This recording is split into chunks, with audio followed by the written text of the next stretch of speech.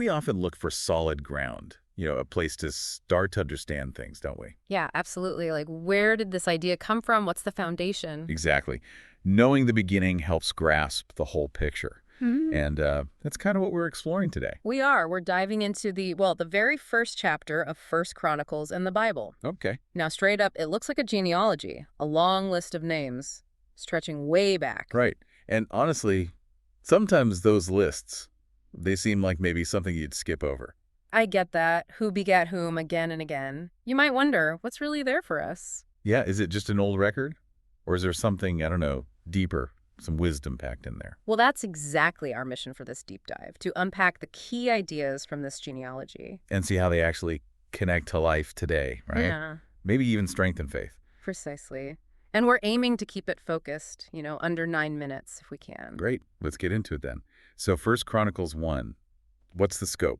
Okay, so it essentially maps out human lineage right from the start. Kicks off with Adam. The very beginning. Yep, then it goes through Noah, his sons, Shem, Ham, and Japheth, and traces their descendants. Uh-huh. It follows certain lines quite carefully, eventually leading us to Abraham. Okay, so that main line is there. But it also includes other branches. You get the descendants of Ishmael, Keturah's sons. Abraham's other family lines. Exactly. And Esau's family is detailed too, even listing early Edomite kings and dukes. It's pretty comprehensive. Wow, like a giant family tree laid out. And you mentioned this connects to other parts of the Bible. It does. There's significant overlap with the genealogies we find back in Genesis, chapters 5, 10, 36, for instance. So this wasn't just a one-off list. These origins, these connections, they were clearly important to track and repeat. Hugely important. And think about what starting with Adam does. For the ancient Israelites, this wasn't just history. What was it then? It's a statement, a theological one, really. It affirms God as the origin point for all humanity. Ah, okay. So it's not just their history, it's everyone's history starting from the same place, under God. Exactly. It establishes that sovereignty right from the first verse. It's foundational. Oh, detail. Yeah. Tracking all those generations.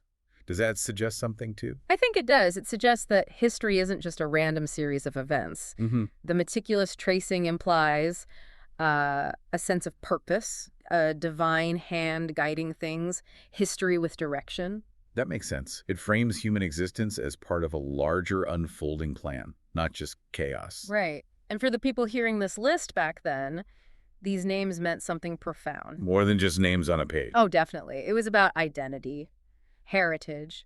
Knowing these names connected them to their past, to God's promises, to the covenant community. It grounded them, gave them a sense of belonging, knowing where you fit in the big story. Precisely.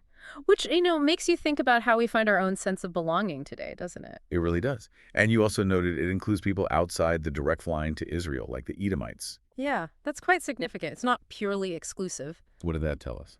Well, it shows an awareness of their neighbors, their relatives, if you like. It positions Israel within a wider world, also under God's view. So it acknowledges connections, but also maybe highlights Israel's specific role by contrast. I think that's part of it. It defines who they are, partly by showing who they are related to, but distinct from, inclusion and separation in a way. Okay, so that's the ancient context. How do we bridge this to now? Why does this old list of names matter for, us listening today? Well, think about it like this. Just as those names built a history, your own life, your story, it adds to a bigger picture, too. How so? You're part of a family history, a community story, maybe a spiritual lineage. You're not isolated. Your life contributes to that ongoing narrative. Realizing you're a link in a chain, maybe, not just a standalone event. Exactly. And look at all those names again. Most of them. We know nothing about them beyond their name. Yeah, totally unknown figures, mostly. But they were essential. Each one was a necessary part of the story unfolding. It's a reminder, I think, that ordinary lives matter profoundly. That your faithfulness, even in small, unseen ways, contributes to God's larger work. You don't need to be famous. Absolutely. It takes the pressure off, doesn't it? Significance isn't just about fame or power. That's actually really encouraging. And thinking about generations leads naturally to a legacy, I guess? It does. Those people impacted the future, even unknowingly. It prompts us to think, what impact are we having? What values, what actions are shaping our legacy? And not just some grand historical legacy, but The everyday influence on family, friends, community. That's right, the personal legacy. And tracing roots in the text might also encourage us to, look at our own roots. Our own family history, cultural background, spiritual heritage. Yeah. Reflecting on where we come from can really deepen our understanding of ourselves. It can strengthen that sense of purpose we talked about. Hmm. Finding identity through connection to the past. And the diversity in the list, the Edomites and others. What's the takeaway there? It suggests God's sovereignty isn't limited. His purposes and his view extend over all nations, all peoples. It paints a picture of a God whose plans transcend boundaries. Okay, so bring this all together. How does meditating on this ancient genealogy actually strengthen faith today?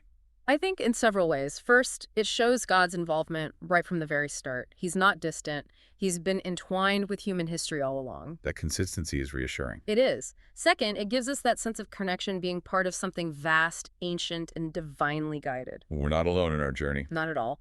Third, it validates the significance of every individual, known or unknown. Your life matters in this grand narrative. Even the ordinary parts. Especially those, maybe. And finally, it reinforces that God's care and his ultimate plan encompass everyone, all nations, all times. So, wow. From what looked like just a list of names, we've actually unpacked quite a bit. We have ideas about origin, identity, purpose, legacy. Yeah, all embedded in that opening chapter.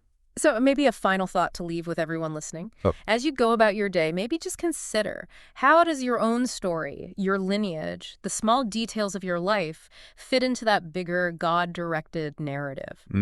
What does legacy mean to you personally in light of knowing that even seemingly small contributions ripple forward? That's a powerful question to reflect on. It really shifts your perspective, doesn't it? It can, yeah. Understanding where we come from, historically and spiritually, really can give us wisdom and maybe humility for how we live now and move into the future.